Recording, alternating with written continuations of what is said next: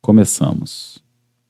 Ó, esse arquivo que eu coloquei para vocês, que contém o resumão da disciplina que nós estamos abordando, a bioquímica, com as reações químicas do metabolismo. Então, como eu havia comentado em sala de aula para vocês, no semestre passado, a gente pôde fazer uma bela introdução para todos esses processos que têm acontecido aqui.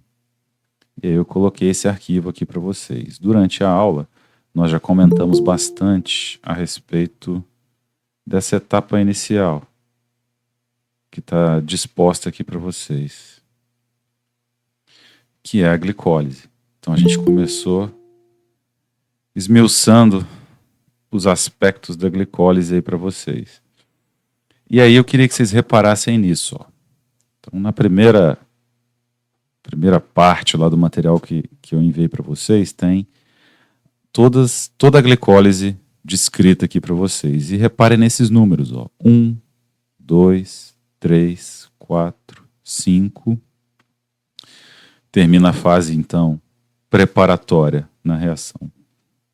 Na reação 4, das 5 para 6, a gente já começa na fase de pagamento. E aí nós temos a sexta, sétima, oitava, nona e 10ª reações. Essas reações bioquímicas são todas as reações da glicólise. Em cada uma dessas reações, uma enzima, que está aqui em azul, faz a mudança estrutural na molécula de glicose. Essas mudanças têm um certo sentido. Esse sentido, o sentido dessas mudanças está descrito na legenda dessas figuras. Eu preciso que vocês saibam interpretar e também entender por que essas mudanças estão acontecendo. Então, brevemente aqui, ó, a exoquinase catalisa a primeira transformação da glicose. Ela é transformada em glicose 6-fosfato. Por que isso acontece, gente? A glicose, ela tem a opção de entrar na célula e também pode sair da célula em alguns casos específicos. Por exemplo, se ocorre o fenômeno chamado de gluconeogênese, que é a criação de novas moléculas de glicose a partir de estruturas com 3 átomos de carbono, a célula que fez essa nova molécula de glicose tem que deixar a molécula de glicose sair da célula. Essa molécula sai e ganha corrente sanguínea. Nos músculos e no fígado existe uma forma de armazenamento de carboidratos, que é chamada glicogênio. Esse glicogênio é consumido quando nós estamos em jejum. E ele é consumido por quê? Porque ele promove a liberação de moléculas de glicose, nós veremos ali abaixo de forma mais explícita como isso acontece. E aí essas moléculas de glicose têm que ir para o sangue, então elas têm que deixar a célula. Essa primeira reação, a reação catalisada pela enzima exoquinase, coloca um fosfato no carbono 6 da glicose. Isso aqui é essencial porque, depois de fosfatada no carbono 6, a molécula de glicose não consegue mais deixar a célula. Então, após essa fosfatação promovida pela exoquinase, essa molécula de glicose, a glicose 6-fosfato, sofrerá glicólise.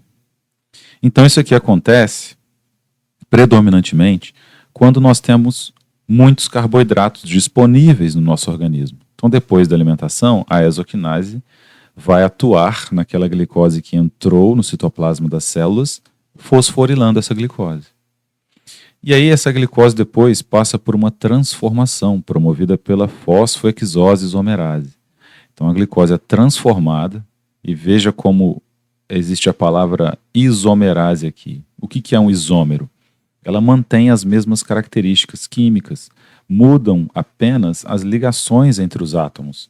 Então, se você for verificar o peso molecular da molécula de glicose 6-fosfato e o peso molecular da frutose 6-fosfato é exatamente igual. Todos os carbonos aqui, o número de carbonos, o número de hidrogênios, é tudo igual para todas essas moléculas, né? Isso faz com que a exose-isomerase, catalise uma reação de isomerização. E aí a glicose 6-fosfato se transforma numa frutose 6-fosfato. Por que isso vai acontecer, pessoal? Aqui a molécula passa a se tornar simétrica. Vejam que a reação seguinte, promovida pela fosfofrutoquinase, coloca mais um fosfato na molécula de frutose 6-fosfato. E ela se torna uma frutose 1,6-bifosfato. Ela passa a ter, portanto, um fosfato no carbono 6, como vocês podem ver aqui na figura, e também no carbono 1 da figura. Vocês conseguem ver a figura, pessoal? Agora até ampliei aqui para vocês. Então, a molécula passa a ter a fosfatação no carbono 6 e no seu carbono 1. Percebam que agora, diferentemente do caso anterior, se essa glicose 6-fosfato fosse fosfatada no carbono 1, eu não teria a mesma simetria encontrada na frutose 1,6-bifosfato. E vejam aqui na figura que a gente tem dois lados, um roxo e um verde. Talvez na fotocópia que vocês tirarem desse material, provavelmente não será colorida, e aí não será possível distinguir essas duas cores. Mas aqui, na foto original, é importante que vocês percebam isso. Por quê? Essa divisão que existe aqui nessa molécula é justamente onde ocorre a quebra. A quebra que dá um nome no processo que está sendo conduzido. Porque glicólise é justamente quebra. Lise quer dizer quebra. Então é apenas quando a aldolase entra em campo é que a molécula sofre sua quebra. E aí, quebrar uma molécula ao meio, pessoal, é bem difícil. Esse é o motivo da inclusão desses dois fosfatos. Os são carregados negativamente, eles têm uma série de átomos, eles têm uma série de elétrons, né? São átomos eletronegativos. Portanto, essas duas cargas negativas nas duas extremidades da molécula fazem com que haja uma repulsão. E aí a quebra que acontece aqui, da molécula, a quebra que acontece ao meio, é facilitada por conta dessas duas cargas se repelindo. E aí a enzima vem aqui e quebra essa molécula ao meio. Logo abaixo a gente tem as duas moléculas formadas. Veja que essa aqui está em roxo, então ela está relacionada com essa molécula aqui da esquerda, com a parte que será quebrada da esquerda, tem até uma seta aqui indicando isso. E em verdinho, a molécula que estaria à direita, tem até uma seta indicando isso aí também. São produzidas então duas moléculas de gliceraldeído, uma gliceraldeído 3-fosfato e a outra de dihidroxicetona-fosfato. A questão é que essas moléculas são interconversíveis, elas também são isômeros. E aí, a molécula de dihidroxicetona-fosfato acaba se convertendo em uma molécula de gliceraldeído 3-fosfato. Tá? Então, essa cetona se transforma nesse aldeído que nós temos aqui em cima. E a partir daí, na fase de pagamento da glicólise, nós temos então as duas moléculas de gliceraldeído 3-fosfato. Vejam que aqui começa a fase de pagamento, logo após a quinta reação. E aí essas duas moléculas de gliceraldeído 3-fosfato serão oxidadas. O que significa oxidação, diante até dos conhecimentos que vocês já adquiriram em outras disciplinas, né? As reações de oxidação são acompanhadas de reações de redução. E aí quem é que vai ser reduzido para que essas moléculas sejam oxidadas? E o intuito mesmo é oxidar a molécula de glicose até o máximo possível. Para quê? Para pegar os elétrons dela. E o motivo, né, da captura desses elétrons eu já mostrei para vocês também durante as aulas. Esses elétrons serão entregues lá na cadeia de transporte de elétrons mitocondrial. Na cadeia de transporte de elétrons mitocondrial, NADH entregará elétrons para que esses elétrons transitem nas proteínas que compõem a cadeia, juntem energia e com isso bombeiem os prótons para o espaço intermembrana mitocondrial. Então, se houver oxigênio, esse NADH produzido aqui e os NADH também produzidos lá no ciclo do ácido cítrico que acontece dentro da mitocôndria, fornecerão elétrons para as cadeias de transporte de elétrons mitocondriais. Então, nesse momento, eu espero que isso já esteja bem nítido na mente de vocês com aquele vídeo que eu mostrei. Não vou parar para procurar ele aqui agora, mas ao final da aula eu posso mostrá-lo para vocês novamente. Vamos seguindo aqui na glicólise. Na fase de pagamento, portanto, eu já, nessa sexta reação, repare aqui o número 6, né? A gliceraldeído 3-fosfato desidrogenase irá, com a ajuda do cofator NAD+, e NAD+, é uma das nossas vitaminas, a vitamina B3, promoverá a oxidação desse gliceraldeído 3-fosfato em 1,3-bifosfoglicerato. Para que ele seja oxidado, alguém tem que ser reduzido. NAD+, será reduzido a NADH. Percebam que aqui NAD+, está carregado positivamente. Então a carga dele, o número de oxidação, é semelhante à carga que ele tem. No caso aqui, mais 1. NADH já não tem cargas. Então a gente assume, a título de informação e de convenção, que a carga de NADH é 0. Se o NOx dele foi de mais 1 para 0, houve redução. Tá? E, por outro lado, aqui no 1,3-bifosfoglicerato que foi formado, houve a oxidação. O NOx desse carboninho aqui aumentou. E os elétrons, por conta desse aumento de NOx, foram para quem? Justamente para o NAD+, e fazendo com que ele se tornasse NADH. Segue a glicólise na sua sétima reação. O 1,3-bifosfoglicerato vai ser transformado em 3-fosfoglicerato. E vejam que nós temos, a partir daqui, 2 moléculas de gliceraldeído 3-fosfato se transformando em 2 moléculas de 1,3-bifosfoglicerato e, consequentemente, 2 moléculas de 3-fosfoglicerato. Nesse momento, pessoal, vejam que o 1,3-bifosfoglicerato possui 2 fosfatos.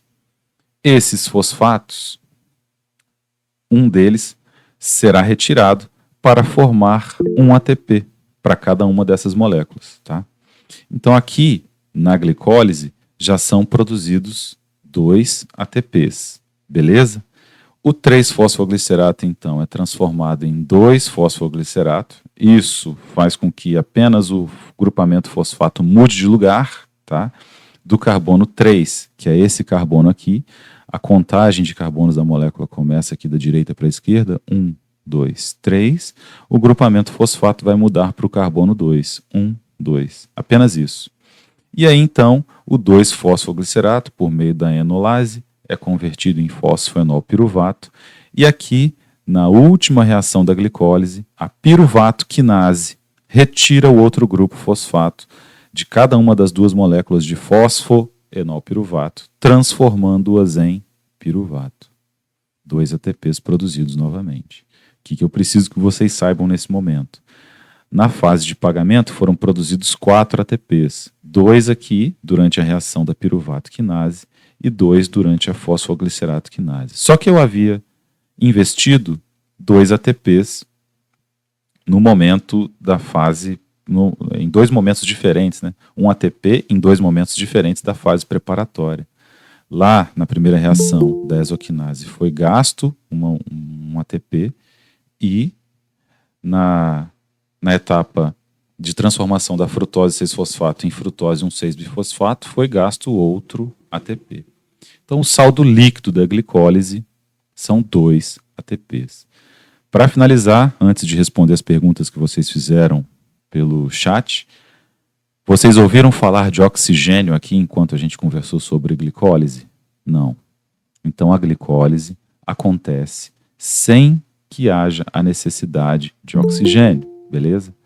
Então, nos micro-organismos anaeróbicos, acontece essa reação para que esses micro-organismos possam obter ATP, possam transformar o carboidrato em energia, e esse ATP será utilizado posteriormente para biossíntese, para síntese de proteínas, para síntese de compostos orgânicos, beleza? Isso é diferente em outras células, professor? Então, quer dizer que não produz piruvato? Pessoal, sempre produz o piruvato nas outras glicólises de outros micro-organismos. A questão é que, caso seja um fungo, O piruvato é transformado em etanol ao final dessa cadeia, para que eu consiga regenerar NAD+, obter novamente concentrações de NAD+, para que a cadeia continue funcionando. É graças a isso que é produzido o vinho, a cachaça, o uísque, etc., a cerveja, tá? E aí depois dessa... Amém. Depois dessa análise que eu fiz para vocês, eu preciso que vocês interpretem desta forma a glicólise. E a descrição da glicólise está aqui na descrição da figura, tá? Eu preciso que vocês leiam isso. Agora, antes de continuar, eu vou para o chat, ver o que vocês perguntaram ali. Acho que está gravando não, professor. O meu esquema aqui de gravação, Lívia, eu gravo a tela do computador para depois passar para o YouTube e depois mandar o link para vocês lá. Então eu uso o OBS Studio. Se der tempo eu mostro para vocês uma hora, porque às vezes nós temos aí na sala pessoas que querem produzir conteúdo, né? Então uma boa abordagem para vocês. Jaqueline, ele não vai ver você levantar a mão. Tem que falar para ele escutar. Se vocês quiserem interromper para dúvidas, podem ficar à vontade aí, pessoal. Então, é que ali a parte de oxidação, o carbono, que você falou que sofre oxidação, me perdi nessa parte aí. Nessa parte aqui, quem oxida é o carbono. Fica nítido quando você vê, quando você usa o termo oxidação de uma forma que não é exatamente a forma ideal, que é achar que tem mais oxigênios ligados. Mas você pode usar essa interpretação de achar que tem mais oxigênios ligados simplesmente para verificar onde houve a oxidação de fato. Então, quando o NADH entra na história, né, é aqui na etapa 6 da glicólise, veja que esse carbono, e aí eu vou desenhar, vai aparecer na aula depois do YouTube, mas não vai aparecer para vocês. Então, eu preciso que vocês acompanhem aqui comigo. Ó. Lá na figura a gente tem o gliceraldeído 3-fosfato, beleza? Tem lá o fosfato, um oxigênio, um CH2, um CHOH, COOH. É um aldeído. Veja que esse carbono tem uma dupla ligação com um átomo de oxigênio. E no 1,3-bifosfoglicerato, esse mesmo carbono, é o carbono 1 da molécula, está ligado numa dupla com o oxigênio e uma ligação simples com outro oxigênio fosfato. Então, o NOx desse carbono vai aumentar, porque esse oxigênio retira elétrons desse carbono. Então, se ele está ligado a esse oxigênio, o NOx desse oxigênio, desse carbono, aumenta, por conta desse efeito retirador desse átomo de oxigênio que se ligou ali. Então, eu sei que o NOx desse carbono aumenta. Se o NOx dele aumentou, ele oxidou. Beleza? Agora entendi. Durante a aula eu fiz esse exercício de NOx com vocês. Na próxima aula presencial eu farei novamente, mas esse tipo de pensamento, que se ligou com oxigênio, o nome não chama oxirredução, né? Se eu ligo o carbono com oxigênio, o NOx desse carbono vai aumentar. Então é ele que será oxidado, e a palavra, o termo oxidado, você pode entender como foi ligado ao oxigênio, por conta disso. Beleza? Seguindo aqui então, pessoal, no material. Olha só, a gente aqui, nessa outra figura, que é chamada a lógica química da via glicolítica, nós temos todas as reações seguindo a mesma numeração da figura anterior. Então, a gente tem aqui a etapa 1 da glicólise. A fosforilação ocorre em carbono 6, já que carbono 1 é um grupo carbonil e não pode ser fosforilado. Então está explicando a lógica dessa reação química. Por que tem que ser ligado no carbono 6? Né? Se você pega essa glicose na sua forma cíclica, isso tem que acontecer no carbono 6, porque o carbono 1 não tem como entrar um grupo fosfato nele, por impedimento da própria estrutura molecular. E aí está aqui o mesmo que aconteceu lá em cima da figura aqui em vermelho. Ó, ATP se transformando em ADP. Isso é a primeira etapa da glicólise que a gente viu lá em cima não tem o nome da enzima aqui, mas a enzima é a exoquinase. E assim sucessivamente. Ó. A isomerização move o grupo carbonil para o carbono 2, um pré-requisito para as etapas 3 e 4. Então, na etapa 2, ocorre a isomerização da glicose 6-fosfato em frutose 6-fosfato. Então, leiam, entendam, interpretem o que está acontecendo aqui, tá?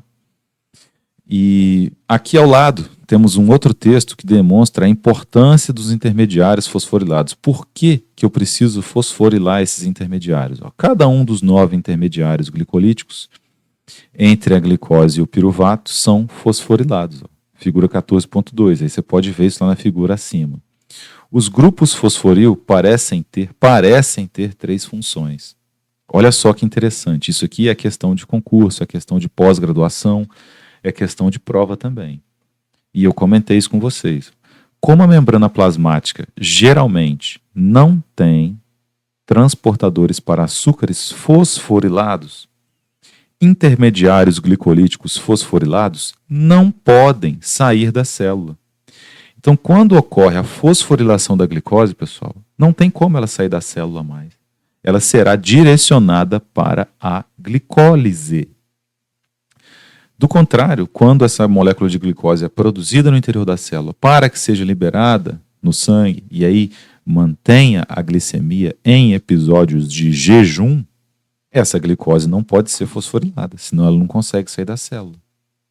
Então, depois da fosforilação inicial, não é necessária energia adicional para reter os intermediários fosforilados na célula, apesar da grande diferença entre as suas concentrações intra- e extracelular. Percebam que, por questões de equilíbrio químico, simplesmente, se eu tiver uma glicose 6-fosfato, uma concentração alta de glicose 6-fosfato dentro da célula, era de se esperar que ela saísse da célula em algum momento, porque dentro da célula está mais concentrado do que fora, certo? Mas isso não acontece. Ora, por quê? Porque açúcares fosforilados não possuem transportadores. Tá? Os grupos fosforil são componentes essenciais na conservação enzimática da energia metabólica. A energia liberada na quebra das ligações de fosfoanidrido, como aquelas do ATP, é parcialmente conservada na formação de ésteres de fosfato, como a glicose 6-fosfato. Compostos de fosfato de alta energia formados na glicólise, como 1,3-bifosfoglicerato e fosfenolpiruvato, doam grupos fosforil ao ADP para formar ATP. Então, lá na fase de pagamento, esse 1,3-bifosfoglicerato vai doar os seus 2 fosfatos. Cada um deles vai doar seus 2 fosfatos para a síntese de novas moléculas de ATP. Então, é possível conservar a energia do fosfato ligado a esses resíduos de açúcares em moléculas de ATP. E é aí, nessas etapas da glicólise, que são produzidos os 4 ATPs, como saldo bruto. Excluindo-se os 2 ATPs que eu gastei na etapa preparatória, temos 2 ATPs como um saldo líquido na glicólise. É assim que os micro-organismos anaeróbicos geram energia. É assim que os fungos em ambiente anaeróbico produzem energia. É assim que o nosso músculo, quando não há disponível oxigênio suficiente, produz energia. Mas, diferentemente dos fungos que transformam aquele piruvato em etanol, nós transformamos o piruvato em lactato para poder regenerar a glicólise e continuar produzindo esses 2 ATPs como saldo líquido. O problema é que o lactato acumula, e aí isso aí diminui o pH do citoplasma das nossas células. É por conta disso que depois de um dia de musculação, você sente no dia seguinte aquelas dores musculares. É por isso que o indivíduo que está passando por um infarto tem dores musculares na parte esquerda. Dor pré-cordial, que a gente fala, que está antes do coração. Porque aquele músculo cardíaco está com alta taxa de lactato, um pH muito baixo e promove essas dores, mas essas dores irradiam para o braço esquerdo, ok? Por isso a gente chama isso de dor pré-cordial. Número 3 aqui, a energia de ligação resultante do acoplamento de grupos fosfato ao sítio ativo de enzimas reduz a energia de ativação e aumenta a especificidade das reações enzimáticas. Isso aí vai estar lá no capítulo 6 do Leninger, mas o que isso aqui quer dizer? Essa molécula de fosfato faz com que haja um encaixe induzido mais eficiente dessas moléculas nas enzimas que os catalisam. Então, essa transformação enzimática consegue ser mais eficiente porque o encaixe dessas moléculas com as enzimas é também mais eficiente. Só essas moléculas terão um grupamento fosfato e estruturas características, características estruturais capazes de interagir com essas enzimas. Os grupamentos fosfato do ADP e do ATP, e dos intermediários glicolíticos formam complexos com quem? O magnésio. E os sítios de ligação ao substrato de muitas enzimas glicolíticas são específicos para esses complexos. Então, olha por que o magnésio é um nutriente essencial das nossas dietas. Olha o motivo pelo qual o magnésio está inserido em todas as suplementações alimentares. Nós precisamos consumir magnésio. Se nós não tivermos o magnésio, não será possível conduzir as reações da glicólise, porque não seremos capazes de sintetizar as enzimas que participam desse processo. Essas enzimas precisam do magnésio. Daí vocês veem a quantidade imensa de suplementos de magnésio que existem nas farmácias, nas drogarias, Especificamente aqui para o pessoal da farmácia que já está trabalhando ou já está estagiando, muita gente procura lá o cloreto de magnésio. É algo que ficou bem famoso por conta da necessidade de manter níveis de magnésio condizentes com a nossa síntese enzimática, a síntese das enzimas que participam da glicólise. E é por isso também que esse doseamento pode ser investigado em exames bioquímicos. Tá? A maior parte das enzimas da glicólise, então, requer magnésio para a sua atividade. Então, daí vem a suplementação de magnésio nos pacientes que têm dores musculares, etc. Por quê? Ora, se existem dores musculares, por que não aumentar a produção de energia nos músculos? E aí ele entra como cofator para a produção das enzimas que tornam mais eficiente o processo de produção de energia. Então, vocês estão vendo como a bioquímica responde a essas questões? Traz um conhecimento que atualmente eu posso falar para vocês que é bem escasso entre os profissionais de saúde, porque investigar a bioquímica a fundo desse jeito, como nós estamos fazendo aqui, não são todos os cursos que fazem. Tá? Então aqui você encontra o motivo pelo qual as suplementações existem. E aí, nessa figura aqui ao lado, a importância a questão da lógica química da via glicolítica, os números que seguem essa lógica química são os mesmos daquela figura que eu mostrei para vocês. E estão todos explicados aqui. Então, a lógica química da via glicolítica está explicada etapa por etapa. A fase preparatória, etapas 1 a 5, converte glicose com 6 átomos de carbono em 2 unidades de 3 átomos de carbono. Então, depois da quinta reação, de 6 átomos de carbono, agora nós temos 2 unidades de 3 átomos de carbono cada. Por que esse número de carbonos tem que se conservar, pessoal? Porque, segundo Lavoisier, na natureza nada se perde, nada se cria, tudo se transforma. Então são apenas transformações químicas. Tá? E essa oxidação que acontece, tanto na glicólise quanto lá no ciclo do ácido cítrico, isso tudo serve para que NAD+, e FAD sejam reduzidos a NADH e FADH2. Reduzidos? Reduzidos, sim, porque eles capturam os elétrons dessas moléculas, levando esses elétrons para a cadeia de transporte de elétrons e por aí vai, vocês já conhecem essa história. Então, de 8h30 até as 9 horas, vejam que eu já pude explicar para vocês aquilo que nós falamos durante todas essas aulas, Então eu preciso que vocês leiam esse material. Agora não é mais interpretar o slidezinho do professor e estudar pelo slide, não. O slide serve para o professor não se perder durante a aula. Vamos para o livro. E aí eu selecionei as páginas mais importantes para vocês. É preciso que vocês dominem o vocabulário que existe nesse livro, as palavras que estão sendo ditas aqui, entendam o que está sendo dito aqui, porque é assim que vocês vão estudar para concursos, é assim que vocês vão fazer suas pós-graduações no futuro, tá? Eu estou preparando vocês para a vida e não simplesmente para passar na prova, igual uma autoescola faz quando a gente está tirando carteira. Próximo conhecimento associado aqui à bioquímica são os 3 destinos catabólicos possíveis do piruvato formado na glicólise. Então a glicólise culmina com a formação daquelas 2 moléculas de piruvato. E aí nós temos a mesma representação gráfica aqui. Então olha aqui a glicose, e aí aquelas 10 etapas que nós já comentamos na última meia hora, se transformando em 2 moléculas de piruvato. E aí olha que interessante, eu já comentei a respeito disso com vocês. Olha o piruvato se transformando 2 moléculas de etanol mais 2 moléculas de CO2. Ah, professor, isso aí é levedura, não é? Exatamente. Fermentação até etanol na levedura.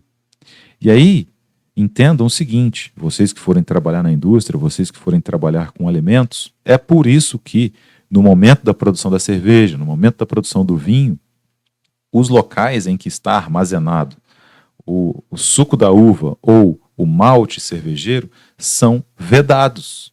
Não é permitida a entrada de oxigênio. Porque se entrar oxigênio, sabe o que vai acontecer? As mitocôndrias da levedura irão gerar energia pelo ciclo do ácido cítrico. Porque na levedura existem mitocôndrias, é uma célula eucariótica, tal qual a nossa. E aí não será produzido o etanol. Vai adiantar o quê? O processo. Então é por isso que o suco da uva lá é transportado para aqueles barris, os barris são vedados, tem um respiro para esse barril, porque libera CO2, tá vendo? Se eu deixar lá o barril completamente, hermeticamente fechado, o barril vai explodir em algum momento. A mesma coisa acontece com os fermentadores cervejeiros. Tem lá um respiro, ele fica borbulhando, por quê? A levedura faz todo o processo de glicólise, chega no piruvato, transforma o piruvato em etanol. E aí o NADH é oxidado a NAD+. E aí a glicólise pode continuar acontecendo, ok? Eu de vez em quando dou umas paradinhas assim, pessoal, porque é gente que está entrando na aula e aí eu tenho que ir lá aceitar o pessoal. No nosso caso aqui, se houver oxigênio, né, o piruvato é então transformado a acetilcoenzima A em condições aeróbicas. Vejam o que está escrito aqui, condições aeróbicas. Libera-se o CO2 e essas 2 moléculas de acetilcoenzima A são encaminhadas para o ciclo do ácido cítrico que acontece lá dentro da mitocôndria. E qual que é o produto final do ciclo do ácido cítrico? 4 moléculas de CO2 mais 4 moléculas de água e bastante NADH. Esse NADH vai entregar seus elétrons para a cadeia de transporte de elétrons mitocondrial.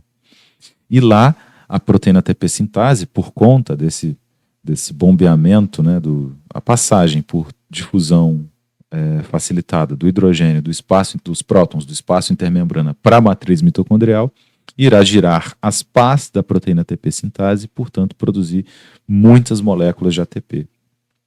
No nosso caso, quando estamos em condições anaeróbicas, está aqui o outro destino do piruvato. Ele se transforma em lactato. E aí está escrito aqui, hipóxia ou condições anaeróbicas. Posso perguntar a respeito disso para vocês na prova? Posso montar questões que levam em consideração os destinos do piruvato?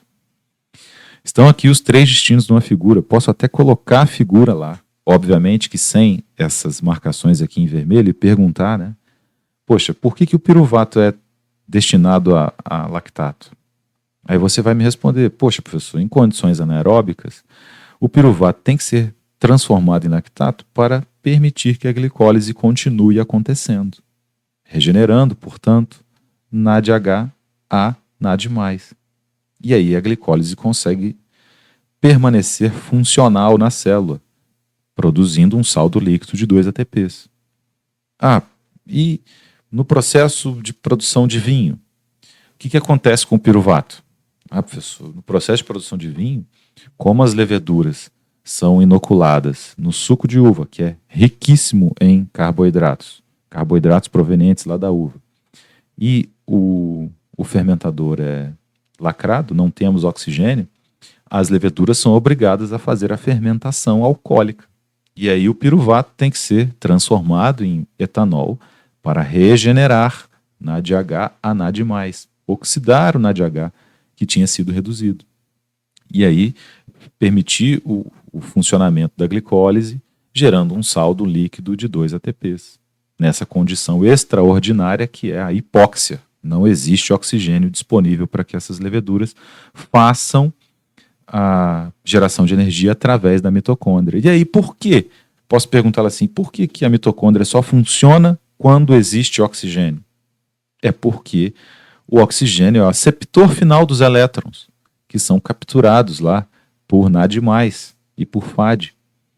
Então, depois que NADH e FADH2 entregam esses elétrons para a cadeia de transporte de elétrons mitocondrial, alguém tem que pegar esses elétrons no final da cadeia de transporte de elétrons, né? E é justamente o oxigênio. Ele pega esses elétrons e se transforma em água. Tá? E é essa água que a gente vê aqui, ó, depois do ciclo do ácido cítrico. São essas moléculas de água produzidas. Então, nessa figura, vocês viram o tanto de conhecimento que tem por trás dessa figura aqui? Então, eu poderia escrever isso aí para vocês, mas se vocês não me ajudarem estudando esse material, lendo, fazendo resumo, a gente não vai para frente nunca. Toda aula eu vou revisar isso aqui de novo, tá? Aqui, algo que nós já comentamos, a fase preparatória da glicólise requer ATP, então é a explicação daquilo que eu já comentei com vocês. A fase preparatória investe 2 ATPs lá na molécula de glicose. A primeira é catalisada pela enzima exoquinase. Por quê, professor?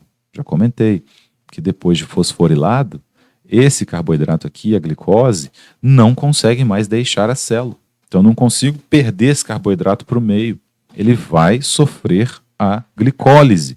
Serão gerados, né, os 2 ATPs num saldo líquido da glicólise e, caso haja oxigênio, o piruvato vai se transformar na acetilcoenzima A, será integrado à acetilcoenzima A, perdendo CO2 e irá participar do ciclo do ácido cítrico. Então, olha o texto aqui para vocês, pessoal. Para incentivá-los a ler esse texto, eu vou ter que falar que vou tirar uma questão daqui, né?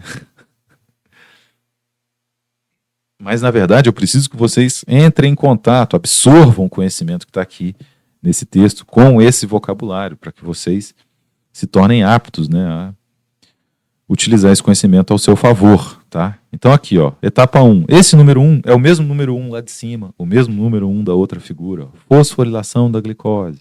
E aí vem explicando tudo direitinho. Na primeira etapa da glicólise, a glicose é ativada para as reações subsequentes, pela fosforilação em carbono 6, formando a glicose 6-fosfato, com ATP como doador de grupo fosforil. Então olha aqui, o ATP doando seu grupo fosfato, na presença do magnésio, que está dentro da exoquinase. Por isso ele é um mineral incluído nas nossas suplementações alimentares, tá? E aí forma-se aqui então a glicose 6-fosfato. Aqui vocês reparem no ΔG, é um conhecimento lá da fisicoquímica. Se o ΔG é menor que 0, quer dizer que essa reação acontece, né, de forma exotérmica, inclusive. É uma reação que é fácil de acontecer, ela não precisa de energia para acontecer, né? É uma reação de fácil execução por conta da catalisação promovida pela exoquinase. Aqui vem descrevendo aqui, ó. Esta reação, irreversível em condições intracelulares, é catalisada pela exoquinase. Aí vai contar a história da exoquinase.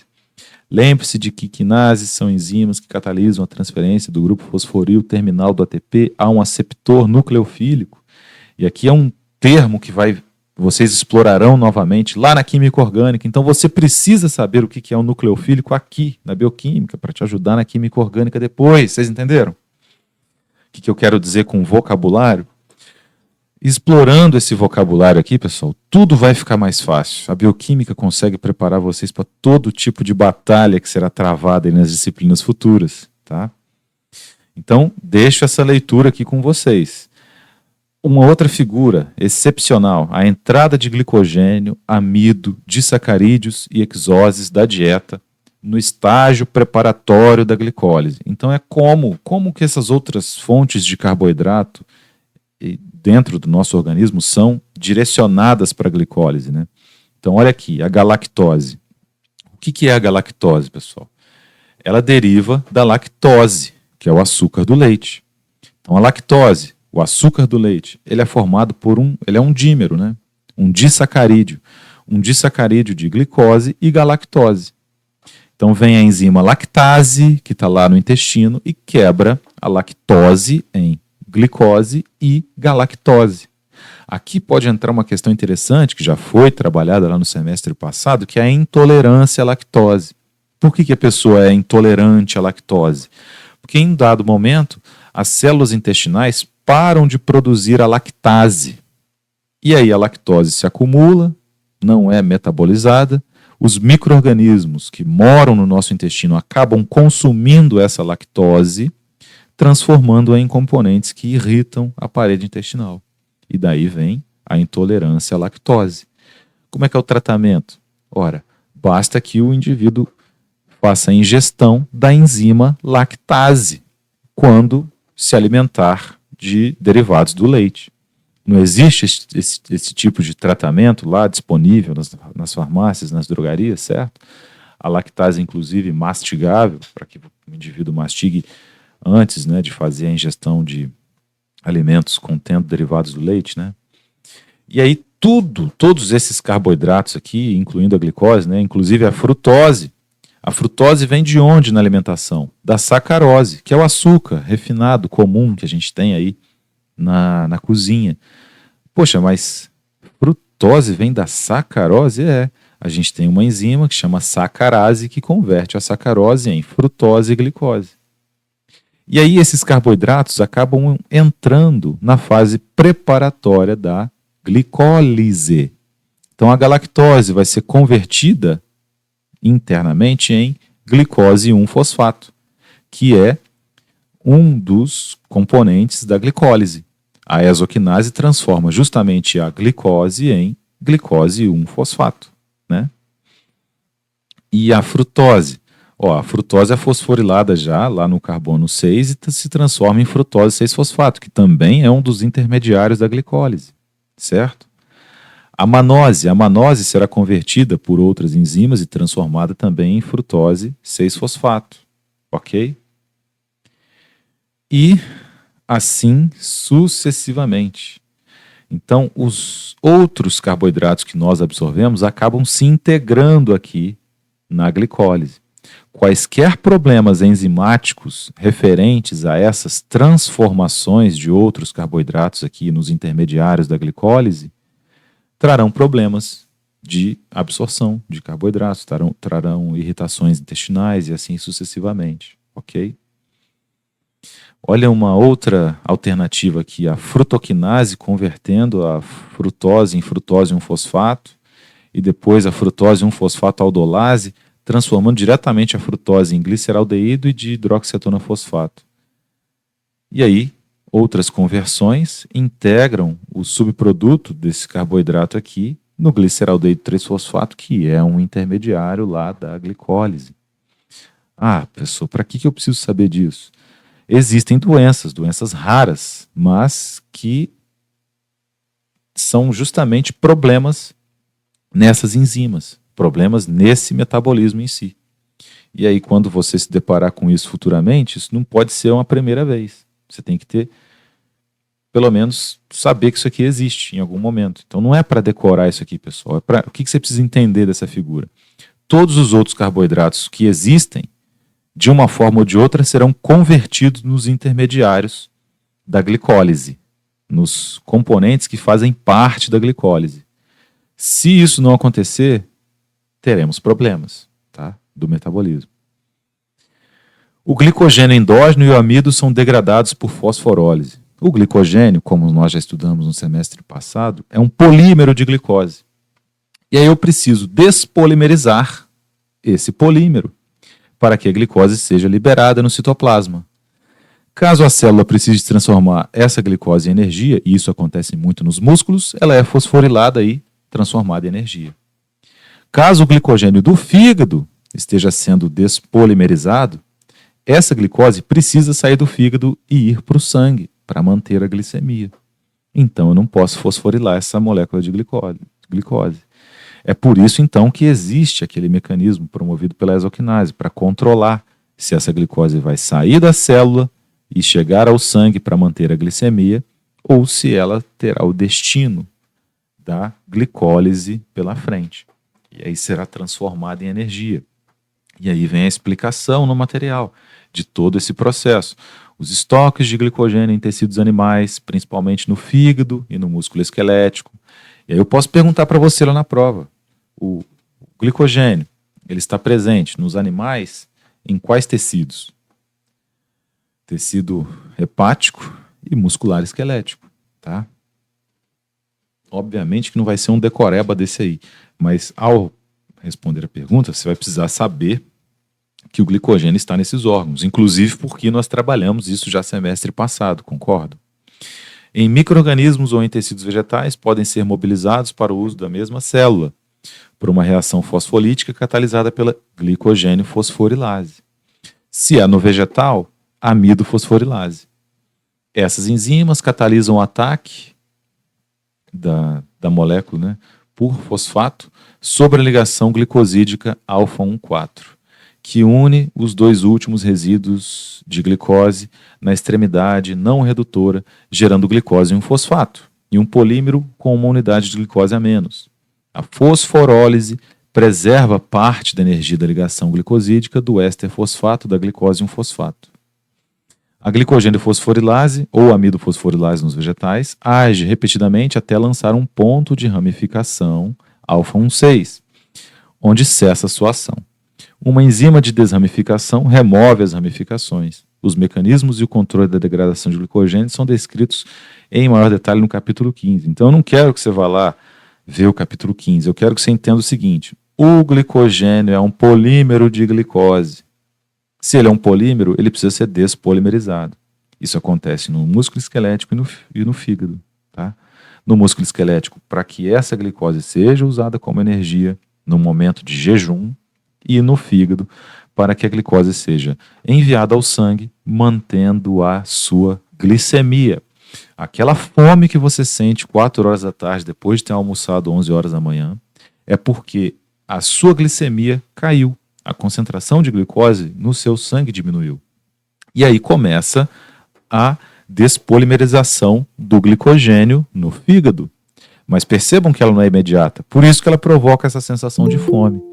Se você continuar lá trabalhando, fazendo as suas atividades, de repente você esquece até que estava com fome, né? E fica até agora, 9h17, sem comer, só com o almoço. Por quê? Porque o glicogênio que estava armazenado no fígado começa a ser despolimerizado, essa glicose vai para o sangue, mantendo a glicemia. Seus músculos agora não estão pegando essa glicose do sangue, eles estão gastando os próprios estoques internos de glicogênio para gerar energia, ok? Isso eu preciso que você entenda. E quando você lê esse capítulo, o entendimento dessas questões mais fáceis fica melhor, tá? Segue aqui então a explicação a respeito do glicogênio. E aqui na figura, a representação, a reação da gliceraldeído 3-fosfato desidrogenase. Novamente, na figura nós temos o passo a passo aqui, né? A gliceraldeído 3-fosfato desidrogenase está lá dentro da glicólise. Olha quem está aqui presente, o NAD+. O NAD+, aqui conectado nessa parte da enzima, esperando que a reação aconteça. Olha o gliceraldeído 3-fosfato aqui, ó. Ele será desidrogenado. Então está mostrando o mecanismo de ação para vocês, o possível mecanismo de ação para vocês. Tentem entender o que está acontecendo nesse mecanismo de ação. Vejam que o NAD+, aqui, ó, ele está positivo, certo? Então ele está carregado positivamente. Depois ele pega esse hidrogênio que está aqui. Junto desse hidrogênio, o que vocês têm que enxergar? Quando essa barrinha, que é a ligação entre o carbono e o hidrogênio, vem para o NAD+, veio o elétron junto, o elétron que era do carbono. E quem é que substitui esse elétron que era do carbono? Essa carga negativa do oxigênio. Pum, vem aqui e faz uma dupla ligação. Olha o que mudou. Agora nós temos um carbono com uma dupla ligação com o oxigênio e um NADH. Então esse carbono foi oxidado. Oxidado por quê, professor? Ele não tinha uma ligação só com o oxigênio? Então era -1. referente aí ao oxigênio, mais 1 referente ao hidrogênio. O NOx dele estava zerado. Agora que ele tem 2 ligações com o oxigênio, gente, o NOx dele aumentou para mais 2, porque o oxigênio é mais eletronegativo que o carbono. Se o NOx dele foi de 0 para mais 2, ele oxidou. E o NAD? O NAD estava carregado mais 1, agora não tem carga. O NOx dele foi de mais 1 para 0. Quem é que reduziu? O próprio NAD. Então, a bioquímica é uma forma também de consolidar os seus próprios conhecimentos a respeito das reações de oxirredução. E aí continua, ó, o NADH formado deixa o sítio ativo e é substituído por uma outra molécula de NAD+. Então, ó, esse NADH saiu, entrou outra NAD+ no lugar. E aí será conduzida aí uma nova reação de oxirredução. Tá? Eu preciso que vocês leiam, interajam com esse material aqui para a gente discutir essas questões em sala, para que as dúvidas surjam, para que eu possa explicar novamente. Tá? Agora, se ficar uma via de mão única, só eu falo, vocês escutam, aí não vai dar certo. E reparem aqui que essas reações começam a ser explicadas, né, nesse material, ó, as etapas 6 e 7 da glicólise. Então aqui tem todas as etapas explicadas, a partir da fase de pagamento, né, que é a 6 e 7, aí vem aqui embaixo deve ter a 8, a etapa 8, a conversão do 3-fosfoglicerato a 2-fosfoglicerato. Então aí fala sobre a enzima fosfoglicerato mutase. Novamente, ela precisa de magnésio. Será que pode vir uma pergunta na prova a respeito do magnésio, pessoal? Eu acho interessante, né? Porque a gente vê que o magnésio desempenha um importante papel aqui, né? Estando na constituição dessas enzimas que participam da glicólise, né? Então esperem algo nesse sentido na prova. Verifiquem aí, então, como o magnésio participa, né, dessas reações. Etapa 8. Oi, fala, mestre. Qual a quantidade de ideal de magnésio no organismo? Aí a gente vai ter que ir para a parte da nutrição, né? A gente tem uma dosagem diária recomendada de todos esses micronutrientes, e aí geralmente essa dosagem diária recomendada engloba os níveis normais de magnésio no organismo. Então aquela ingestão que você vê lá atrás de um suplemento alimentar para o homem ou para a mulher é o que você tem que comer por dia. Mas é óbvio que diferentes tamanhos, né, de pesos, diferentes medidas, podem demandar uma quantidade maior. Atletas, por exemplo, vão precisar de mais, aí vai depender caso a caso. Mas é possível pesquisar isso aí sim, tá? Mas aí entra mais na parte da nutrição. E é por isso que a nutrição também faz bioquímica. Sacou? Entendi, beleza. Entendi, obrigado. Nada. Etapa 9, também descrita aqui para vocês, enolásia, que acontece uma perda de água. E aí vocês lembram que eu falei com vocês a respeito lá do camelo atravessando o deserto? Aqui não é exatamente o que acontece lá com o camelo, porque o camelo vai pegar a água lá do ciclo do ácido cítrico, porque ele tem gordura. E a gordura só é metabolizada na mitocôndria. Mas do mesmo jeito que ocorre a liberação de água aqui na glicólise, ó, ocorrerão liberações de água na beta-oxidação dos ácidos graxos. E é aquele exemplo do camelo que eu dei para vocês certa vez. Então essa reação aqui é um pouco parecida no que tange aqui a liberação de água pela enolase. Tá?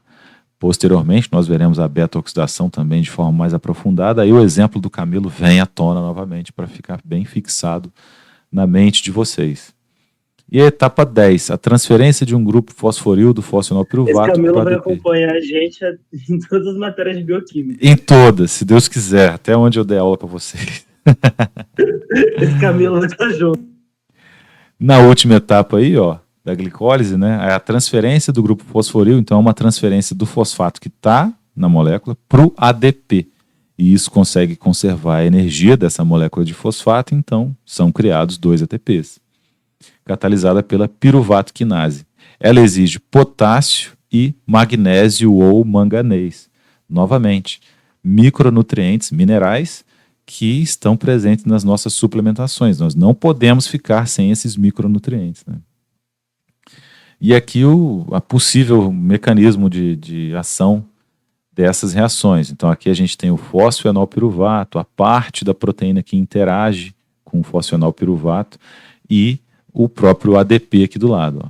Então, é um nucleotídeo de adenina, tem a ribose e os 2 fosfatos. esse ADP aqui, ele quer esse outro fosfato. Como que ele é ligado lá? Na presença de magnésio fosfato ou manganês e por ação da enzima piruvato quinase, esse fosfato vai mudar do piruvato para o ADP, que se torna ATP. Não tem como ser mais representativo do que isso, pessoal, porque essa é uma reação enzimática. Então a enzima faz isso, é como se ela pegasse mesmo manualmente, aqui no nosso universo macroscópico, né, tirasse de um, pusesse no outro. Mas a enzima tem uma série de aminoácidos que estão ali compondo essa enzima, né, que seguram essa molécula de um lado, pega do outro, aproxima, vai, retira, põe, estabiliza, e aí a reação acontece. Então não dá para saber realmente qual que é o mecanismo, porque isso acontece lá dentro da enzima, é um mistério. Mas a enzima faz isso aí, tá? Aqui na figura 14.9, a reação da fosfoglicerato mutase é uma outra reação que pertence à glicólise, né? Que também está aí explicada para vocês. Eu não vou cobrar decoreba de vocês, pessoal, é raciocínio. Os raciocínios que, inclusive, eu citei aqui durante essa explicação, né? E agora vem uma parte mais teórica, né? O balanço geral mostra um ganho líquido de ATP. É o que eu vim dizendo para vocês desde lá do início, né? Então, se eu invisto 2 ATPs na etapa preparatória e produzo 4, isso quer dizer que eu tenho um ganho líquido de 2 ATPs, né? E aqui vai descrever para vocês esse ganho líquido. A glicólise é precisamente regulada. Poxa, por que eu preciso regular a glicólise tão bem, né? Durante os estudos sobre fermentação da glicose por leveduras, olha o nosso amigo aqui, ó, Louis Pasteur, que produziu, né, que introduziu no mundo o método de pasteurização, né, que é feito até hoje com leite para reduzir a quantidade de micro-organismos que podem ser patogênicos ou que podem prejudicar o próprio alimento. Ele descobriu que tanto a velocidade quanto a quantidade total de glicose consumida é muitas vezes maior em condições anaeróbicas do que aeróbicas. Perceberam? Quando então eu não tenho ar disponível, anaeróbico, a glicólise, galera, acontece na alta. Agora, se eu tenho ar disponível, eu não vou fazer glicólise na alta, porque o piruvato vai ser inserido lá na coenzima A, transformado então em acetilcoenzima A, e ele vai para o ciclo do ácido cítrico na mitocôndria. A mitocôndria, com esse oxigênio que existe ali, vai fazer a captura final desses elétrons, né, no oxigênio, transformando em 2 moléculas de água, e vai poder funcionar a estrutura da cadeia de transporte de elétrons mitocondrial. Então é novamente uma fixação de tudo que nós já discutimos no semestre passado, só que com outra linguagem, com a linguagem que vocês precisam adquirir, com o vocabulário que vocês precisam adquirir, tá? Vocês acham que eu vou colocar uma equação dessa aqui para vocês me dizerem a que etapa da glicólise ela pertence? Não, mas vocês precisam saber que isso aqui existe, pessoal. Ok? Só questões de múltipla escolha, né? Só questões de múltipla escolha, fique tranquila.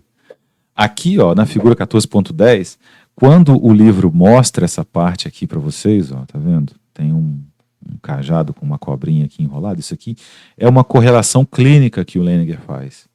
Então, sempre estudando bioquímica, pessoal, desde o semestre passado, a gente estuda a bioquímica básica, estuda as características da bioquímica, mas a gente sempre está olhando para as correlações clínicas. Porque eu vou precisar disso aqui depois lá na bioquímica clínica, para vocês entenderem processos clínicos que acontecem com os nossos pacientes, né? Então, olha aí, o diabetes mellitus tipo 1 é uma doença do metabolismo, né? E aqui uma explicação da bioquímica básica, né, da bioquímica e suas reações químicas, para uma doença que será investigada depois nos pacientes. Então, olha aí, efeitos do diabetes tipo 1 sobre o metabolismo dos carboidratos e das gorduras em um adipócito. Então, por que a obesidade, na esmagadora maioria das vezes, acompanha o diabetes? E o contrário também. Por que o diabetes, na esmagadora maioria das vezes, o diabetes mellitus tipo 2, o tipo 1, né, é acompanhado de obesidade? O tipo 2 é acompanhado da obesidade e o tipo 1 não. Por quê? O que será que acontece nesse metabolismo relacionado ao diabetes, né? Normalmente, a insulina desencadeia a inserção de transportadores GLUT4 na membrana plasmática, pela fusão de vesículas contendo GLUT4 com a membrana, permitindo a captação de glicose do sangue. Isso aqui Isso aqui, vocês lendo isso aqui, pessoal, isso dá muda o paradigma, sabe? Porque quando eu fazia aquele teatrinho na porta lá para vocês, eu era a insulina, eu entrava na sala, né, abria a porta é o transportador de glicose, vamos dizer assim. E aí a insulina falava, célula, a glicose pode entrar? Beleza, a glicose entra, mas não é bem assim. Eu preciso que esses transportadores de glicose, que são proteínas de membrana, sejam sintetizados lá no retículo endoplasmático rugoso. Eles são movidos para vesículas. Essas vesículas vão migrando por proteínas motoras, inclusive, se fundem à membrana plasmática, e aí esses transportadores de glicose passam a operar, transportando a glicose do sangue para o interior da célula, sob a ação da insulina. É por conta disso que lá no diabetes mellitus tipo 2 existe a resistência à insulina. No teatrinho que eu fiz com vocês, a resistência era porque a célula estava de saco cheio, né? Mas, na verdade, essa resistência é porque a síntese proteica desses transportadores diminui também. E aí eu não tenho mais esses transportadores disponíveis na célula. Tá? Então, no nível superior, é necessário que a gente investigue as questões a fundo. Ok, aquele exemplo foi para que vocês entendessem a questão naquele momento. Mas por mais que a gente fale dessa forma e que esse tipo de conhecimento já seja suficiente para interpretar o que acontece, as coisas são muito mais profundas, tá? Então eu sei que eu não estou falando apenas com estudantes que vão parar na graduação, vocês vão avançar muito ainda nisso, vocês vão fazer pós, vão fazer mestrado, doutorado, pós-graduação, lato sensu também. Então, quando vocês descobrirem que eu falei alguma besteira ou que eu fui muito superficial, não venham me xingar lá na frente, tá? É por quê? Porque a passagem do conhecimento exige essa questão. A gente não pode falar do jeito que é já de começo, porque senão fica muito complicado para o aluno entender. É por isso que eu preciso que vocês leiam esse trem aqui. E aí, tenham dúvidas para que a gente trabalhe isso em sala, tá? Então, quando os níveis de insulina diminuem no sangue, GLUT4 é sequestrado em vesículas por endocitose. Então, olha só, não é que você para de jogar glicose para dentro das células depois que a insulina está mais baixa, vamos dizer assim. Porque quando você se alimenta, você libera insulina. Depois que aquele estímulo, né, da mastigação, do alimento transitando no intestino acabou, aí a insulina vai diminuir no sangue, para de se liberar a insulina pelo pâncreas, né? Mas e aí, beleza? O transportador continua lá? Não. O transportador é sequestrado, é ressequestrado em vesículas por endocitose. Então, quando ele está lá na membrana plasmática, pessoal, ele vai invaginar, então vai se formar uma vesícula para dentro da célula, para recolher esses transportadores. E aí aquela glicose que está no sangue, ali, porventura, não é mais direcionada para o interior da célula. No diabetes mellitus tipo 1, dependente de insulina, o diabetes mellitus tipo 1 ele acontece por uma reação autoimune. Então, o paciente não produz insulina no pâncreas. No paciente, então, diabetes mellitus tipo 1, a inserção de GLUT4 nas membranas, assim como outros processos normalmente estimulados por insulina, estão inibidos, como indicado por X. E aí X é o que está aqui na figura, tá vendo? A reinserção de GLUT4 está inibido aqui na figura. Então esse GLUT4 não entra mais na nossa membrana plasmática. A deficiência de insulina impede a captação de glicose por GLUT4. Como consequência, as células são privadas de glicose, enquanto ela está elevada na corrente sanguínea. Então esse é o mecanismo bioquímico que está por trás da explicação da hiperglicemia em pacientes que são diabéticos tipo 1. GLUT4 não é capaz de transportar essa glicose, mesmo quando ele está presente, quando a glicose está em alta concentração no sangue, né? Então, a deficiência de insulina impede a captação de glicose por GLUT4. O GLUT4 está lá, mas sem a insulina ele não vai transportar, tá? Podem existir diabetes mellitus que estão associados com a falta da síntese de GLUT4? Pode, só que isso é muito mais raro, beleza? Sem glicose para o suprimento de energia, os adipócitos, que são as células que acumulam gordura, degradam triacilgliceróis estocados em gotas de gordura e fornecem os ácidos graxos resultantes para outros tecidos, para a produção mitocondrial de ATP. Nessa pequena frase, você já sabe que só a mitocôndria que degrada a gordura, e esses adipócitos vão degradar os triacilgliceróis só quando a insulina está baixa. No caso aqui do diabetes mellitus tipo 1, inexistente.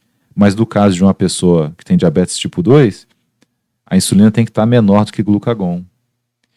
E aí, posteriormente, nós já até trabalhamos isso no semestre passado, né, a questão da Ozempic.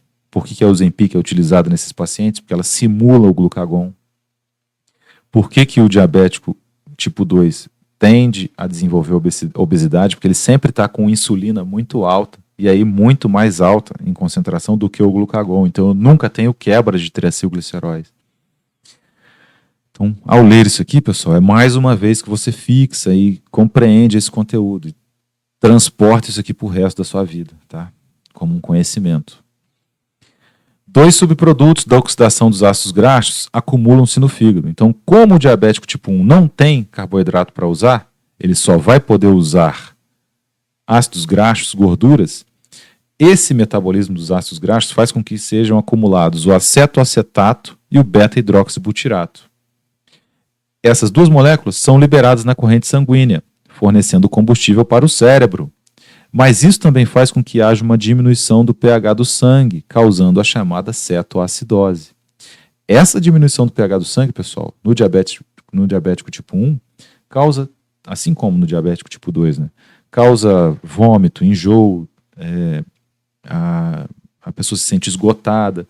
Então, muitas vezes a gente percebe o desenvolvimento do diabetes tipo 1 em crianças, crianças, adolescentes, né, porque as autoimunidades são mais frequentes nessa faixa etária por conta desses sintomas, né? Enjoo, cansaço, o hálito, fica um hálito que lembra o odor da acetona, porque esses compostos são voláteis, né? Acetoacetato, acetona. Então esse odor diferente é característico do diabetes tipo 1, quando é uma criança ou um adolescente. No diabético tipo 2, esses efeitos também são provocados, porque por mais que esse diabético tenha insulina, né, produza insulina, o organismo está resistente, então a glicose não está entrando nas células do mesmo jeito. E aí ele vai ter que consumir a sua gordura. Só que a insulina dele está sempre alta. E aí essa glicose em excesso vai ser transformada em gordura e acumulada. Aquela gordura que está nos músculos é que vai ser transformada em energia nas mitocôndrias. E aí ele também produz a cetoacidose metabólica. Esse sangue ácido é que causa esses desconfortos, tá? Muitas vezes a gente encontra pacientes que estão com uma glicemia lá de 500, 600, não conseguem se levantar da cama. Aí, quando eles vão procurar auxílio, eles acabam sendo diagnosticados de forma errada, com depressão, com anemia, certas questões que não estão relacionadas com o diabetes. Quando, na verdade, o que esses indivíduos precisam é do controle da glicemia. Aí talvez precisem de usar insulina, ou usar a insulina da forma certa, usar a medicação da forma certa, ou fazer uma mudança na alimentação. Então, esse conhecimento bioquímico permite que você enxergue a questão por esse lado, que talvez outros profissionais de saúde que não têm uma formação tão sólida na bioquímica não consigam perceber. Tá? E assim, vamos avançando aqui no material. A intolerância à lactose, algo que nós já comentamos semestre passado, está aqui de novo para vocês de presente, um texto com outro vocabulário, para que vocês se acostumem com esse vocabulário, tá? Olha um problema resolvido aí, ó. Economia de energia para a quebra do glicogênio por fosforólise. Não deem tanta atenção para o nível de dificuldade desses problemas aqui do Lehninger, tá? Isso você vai enfrentar depois na sua pós. Aqui na graduação a gente não precisa disso, tá? Mas é algo que você precisa saber que existe, pelo menos, tá? Então leiam esse problema resolvido aí. Os outros monossacarídeos entram na via glicolítica em diversos pontos. Tem uma figura lá em cima que eu já mostrei para vocês, a galactose, a frutose, etc. Tá aqui a explicação literal disso. Beleza? Vias alimentadoras da glicólise. Então, aqui vai falar também do glicogênio, né? Vai falar dos polissacarídeos e os disacarídeos que vão ser integrados na glicólise, né? Por conta das transformações. O piruvato é o receptor final de elétrons da fermentação láctica. Então, quando os tecidos animais não podem ser supridos com oxigênio suficiente para realizar a oxidação aeróbica ou aeróbia do piruvato e do NADH produzidos na glicólise, o NAD+, ele precisa ser regenerado a partir do NADH. E é aí que entra a redução do piruvato a lactato. Eu já mostrei isso para vocês 20 vezes. E está aqui o texto. Sabe por que você não guardou isso ainda? Porque você não leu esse texto e não fez um resumo dele. Quando vocês fizerem o resumo disso aqui, pessoal, vocês vão guardar essas informações. Tá? Se toda aula eu precisar repetir isso para vocês, a gente chega no final do semestre e vocês não vão saber do mesmo jeito. Então faça um resumo desse material. Essa seleção que o professor fez aqui, pessoal, é a seleção mais apetitosa que existe do Lehninger. Aqui tem tudo que vocês precisam saber para esse conhecimento aí do ensino superior, né? Nesse nível que a gente está agora. Beleza? Seguimos. Destinos do piruvato em condições anaeróbicas. Fermentação. Já foi falado lá em cima novamente. Aqui é a fixação, tá? Então a glicose, ela vai ser transformada em piruvato quando o NAD+ é reduzido a NADH. Beleza. Não tem oxigênio, o que acontece? O piruvato precisa virar lactato. E aí o NADH precisa ser transformado novamente em NAD+. E aí a glicólise continua funcionando. Se eu não fizer essa conversão aqui, de 2 piruvato a 2 lactato, eu não consigo regenerar o NADH a NAD+. E aí a glicólise para. Só que ela não pode parar, porque eu preciso daqueles 2 ATPs de saldo líquido quando não tem oxigênio. Entenderam? É aqui que você percebe essas relações que a gente tem comentado aí durante as aulas, tá? Beleza? Atletas, jacarés e selacantos. Glicólise em concentrações limitantes de oxigênio. Então, mais uma fixação a respeito da glicólise em condições anaeróbicas. E aí compara jacaré, selacanto e o atleta. Olha que maravilha. Vocês nem sabem o que é um selacanto, sabem? É quem vai fazer o embolso de parede, selando os cantos. Então fica aí uma leitura, outra leitura interessante para vocês. Olha aí o jacaré. O etanol é o produto reduzido da fermentação alcoólica. E aí por que tem etanol aqui, pessoal? Poxa, mas eu sou da área da saúde, para que eu vou saber por que o etanol tem que ser sintetizado? É porque na farmácia a gente também tem uma das especializações, né, voltada para a área de alimentos. Então, diversos farmacêuticos, pessoal, trabalham na indústria cervejeira, trabalham na indústria de alimentos. E aí eles precisam conhecer essa questão bioquímica relacionada ao etanol, tá? É por isso que está aqui para nós. A tiamina pirofosfato transporta grupos acetaldeídos ativos. Isso aqui não precisa dar atenção para isso aqui, não.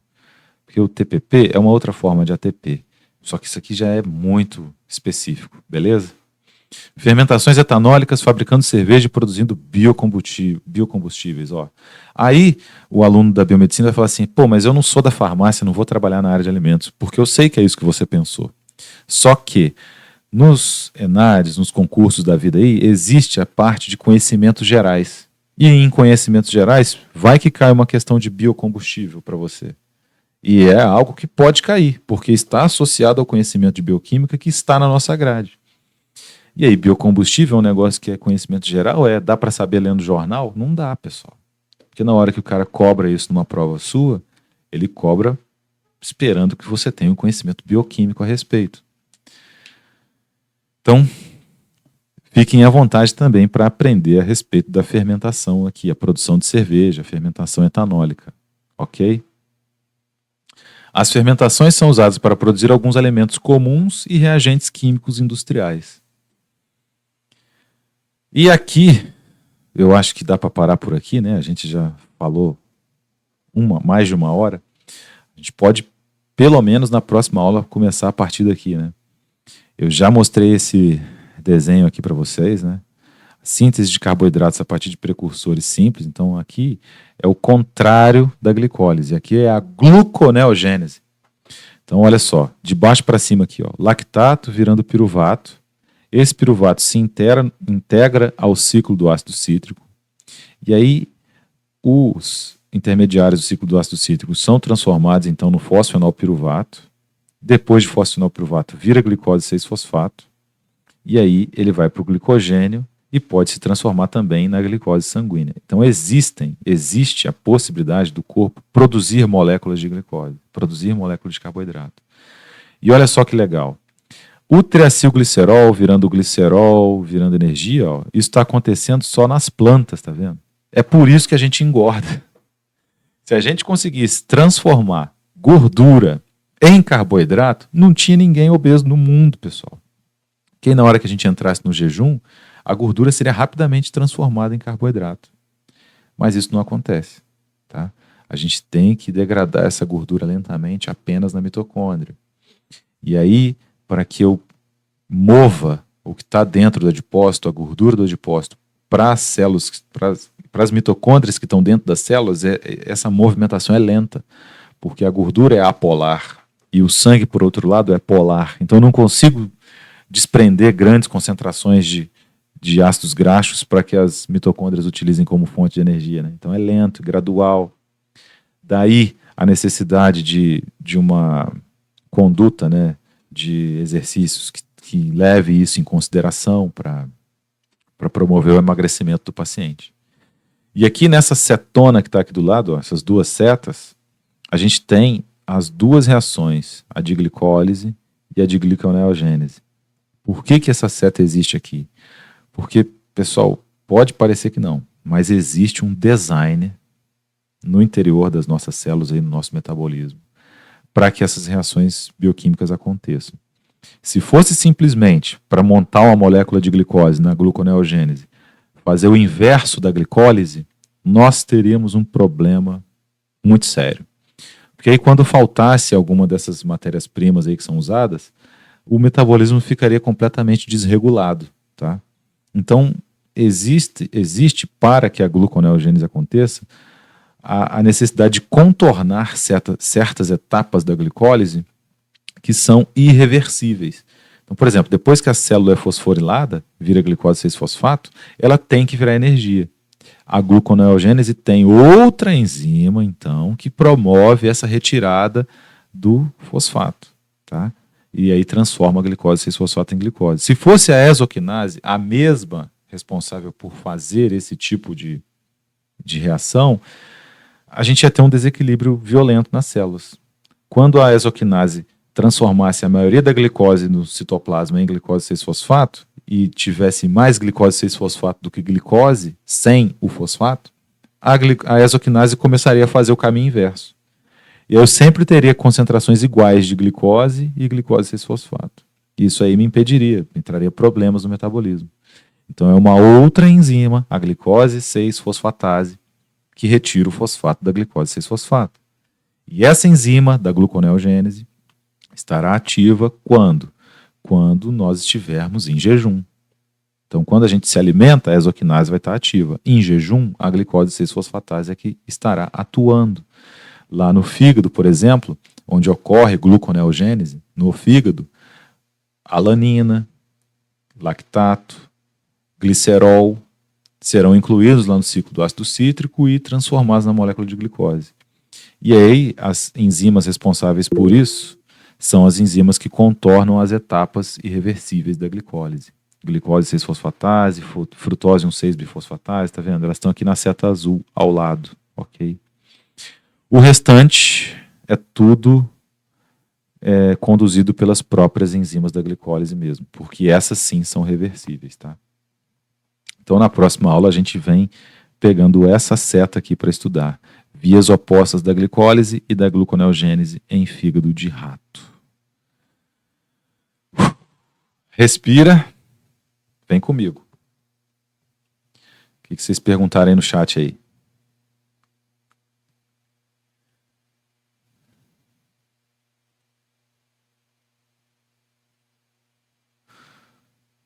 Ninguém? Dúvidas, pessoal? Sugestões, comentários? Alô, tem alguém aí? Então a glicose e a gliconeogênese estão diretamente ligadas. Sim, vamos dizer assim, o seu corpo precisa de soluções para hipoglicemia.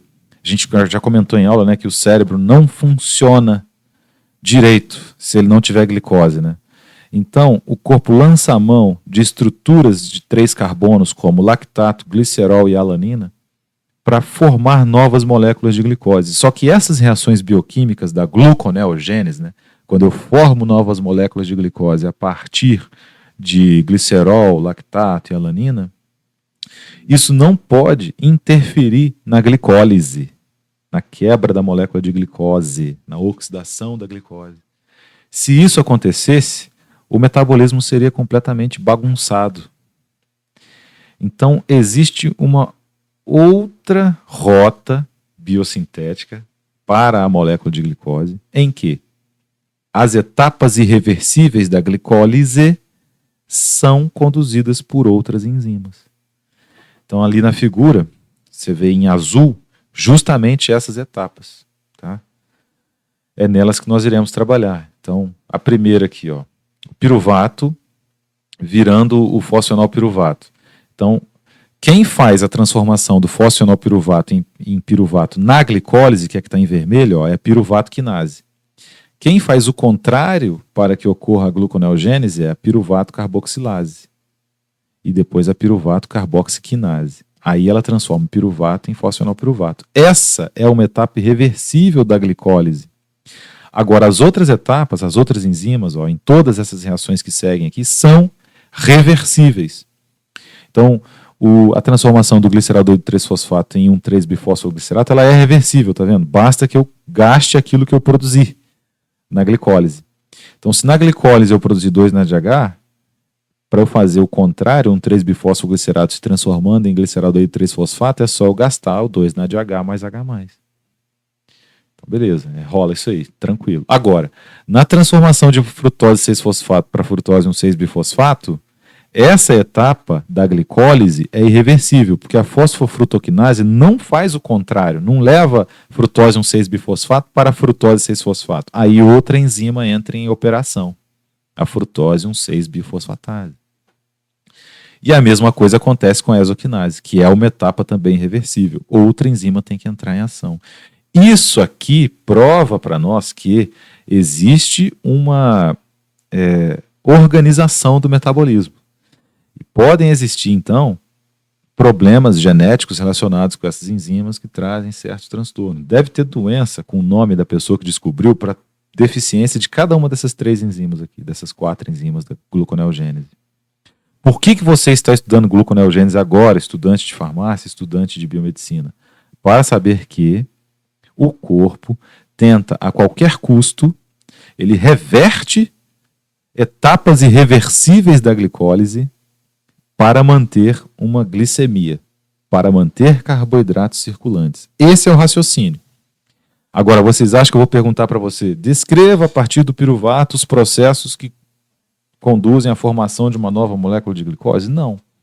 Eu quero o raciocínio. Só que para você entender e incorporar esse raciocínio, você tem que ler isso aqui, ó. Vias opostas da glicólise e da gluconeogênese em fígado de rato. As reações da glicólise estão do lado esquerdo, em vermelho. A via oposta, a gliconeogênese, está mostrada do lado direito, em azul. Os principais pontos de regulação da gluconeogênese representados aqui são discutidos posteriormente nesse capítulo em detalhe. A figura 14.20 ilustra uma rota alternativa para a produção do oxalacetato na mitocôndria. Então, depois, quando a gente estiver vendo o ciclo do ácido cítrico, a gluconeogênese vai ficar mais evidente. Tá? Eu preciso que vocês entendam, então, que o corpo não pode ficar sem carboidrato circulando. E aí existe essa via alternativa, professor, que é a gluconeogênese. Pode falar. Boa noite. Então, a gluconeogênese, ele só atua quando estamos em jejum, certo? Exatamente. Ela só atua quando a gente está em jejum. Não tem motivo de eu fazer novas moléculas de glicose caso eu tenha uma oferta livre e abundante de carboidratos. Só quando eu estou no jejum. Perfeito. Obrigada. De nada. E aí é que tá, pessoal. Olha só, gluconeogênese, quando a gente para pensar na musculatura, né? A gente tem pacientes que vão fazer, por exemplo, musculação. Aí, imagina esse paciente indo de manhã para a academia, ele começa a correr lá na esteira de jejum. O que vai acontecer com o músculo desse paciente? Vai ocorrer uma escassez muito grande de carboidratos, porque a pessoa está de jejum. E de manhã, com certeza, ela já consumiu, inclusive, o glicogênio do fígado e dos músculos. Se ela começar a correr na esteira, isso vai fazer com que mais carboidratos, quaisquer que estejam ali ainda sobrando, sejam gastos. Como é uma atividade muito vigorosa, eu não tenho oxigênio suficiente para que as mitocôndrias degradem os ácidos graxos. E não tenho tempo para isso, porque a pessoa começa a correr, ela precisa de energia naquele momento. Vai ter tempo para o ácido graxo se dissolver no sangue, chegar lá nas mitocôndrias, mesmo até que haja oxigênio? Não. Então o corpo vai ser forçado a fazer novas moléculas de glicose pela gluconeogênese. Quem é que ele vai consumir? Principalmente a alanina, que é um aminoácido. Então ele vai ter que quebrar proteínas para produzir novas moléculas de glicose. É onde ele perde tecido muscular. Então aquele músculo que a pessoa se esforça tanto para produzir nas pernas, né, nos braços, começa a ser consumido por conta disso.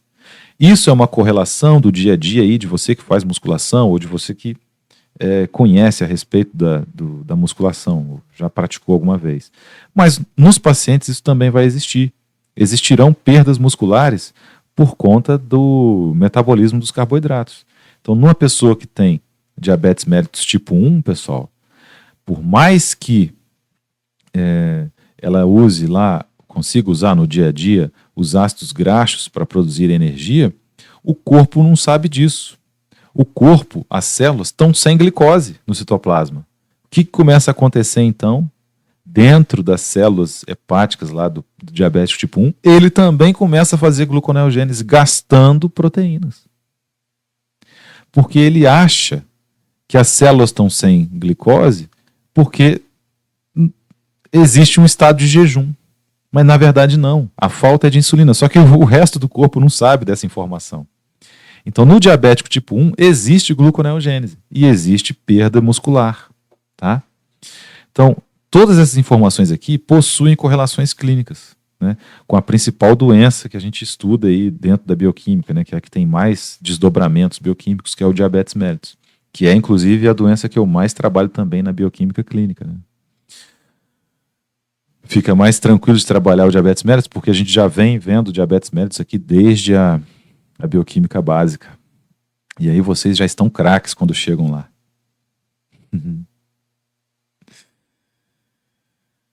Dúvidas? Mais dúvidas?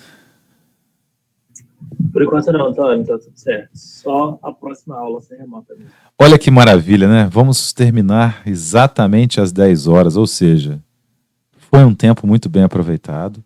Dentro em breve eu vou fazer o upload dessa aula para o YouTube e aí vocês vão poder assistir em casa também. Beleza.